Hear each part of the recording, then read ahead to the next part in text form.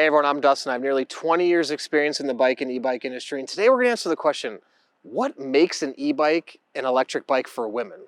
Stick around.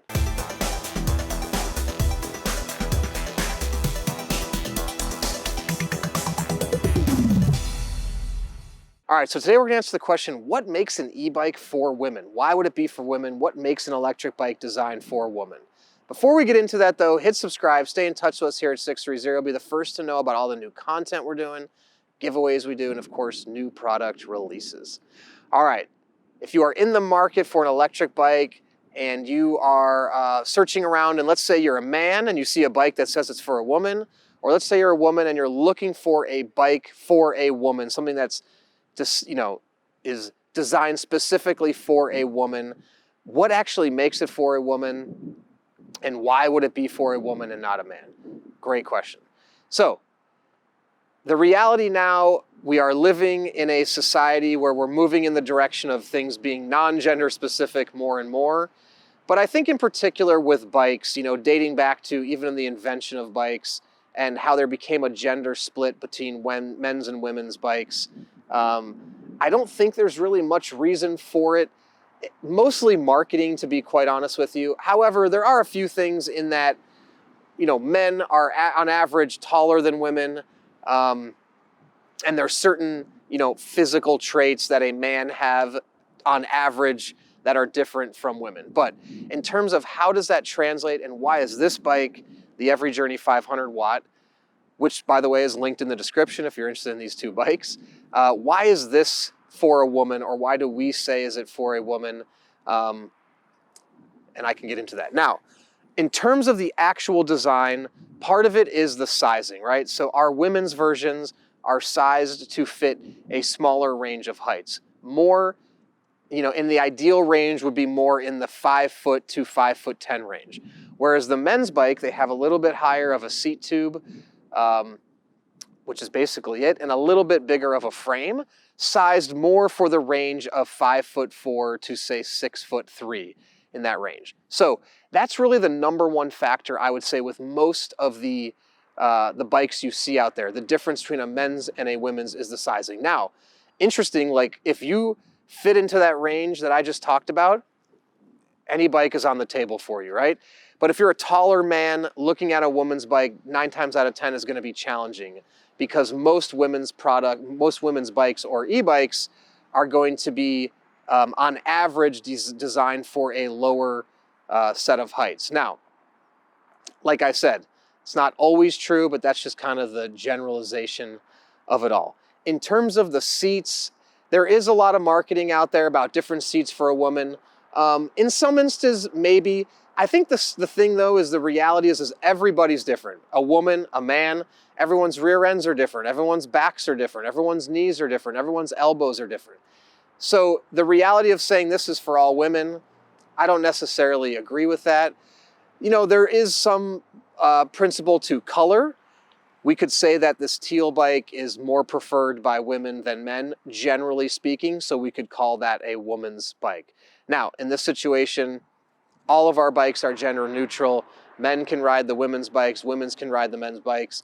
And in the e-bike space, you're seeing less gender separation. In regular bikes, you see more men's and women's. In the e-bike space, you're not seeing as much gender separation. Couple reasons for that. E-bikes have so many different frames and they don't have multiple, so they have different frame styles, but there's not multiple sizes per e-bike. When you get into regular bikes, you're seeing road bikes in particular. I mean, there is 10 different sizes for a road bike. 48 centimeter, 50 centimeter, 52, 54, 56, 58. Like, because you're talking about a performance level, you need to dial in the sizing exact to that rider's body. You're seeing so many different sizes. In the e-bike space, number one, because of inventory, companies can't afford to keep all these different e-bike sizes on hand at any given time when you're talking about $2,000 products. A shoe, for instance, $100, sure, you can have all these different sizes. If you're talking about this bike and you wanted to have sizing for every woman to an exact measurement from 4'8" all the way up to 6'2", you're gonna have to have a lot of sizes and a lot of inventory. In the e-bike space, and also in the recreational space, you're just seeing more customization offered on the bike. So adjustable handlebars, adjustable stem, adjustable seat angle, adjustable seat height.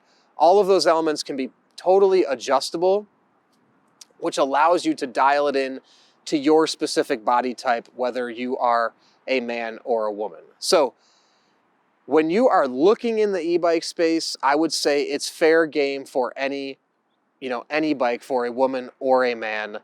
And again, you're seeing that gender divide really go away more and more.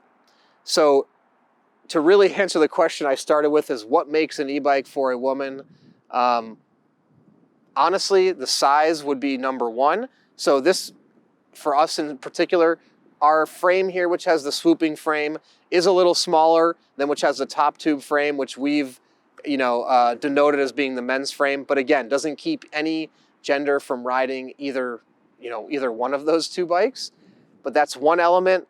The other thing is I would say we try to follow colors that we typically feel like women would like more. We send out surveys. We have designers that are out taking samplings of the fashion world and seeing what's popular in the clothing world with women more so than men. And so we're calling it a women's bike based on the color, because these are the colors that have resonated most with women out in the world. We're not calling it a women's bike because we think this is a women's color.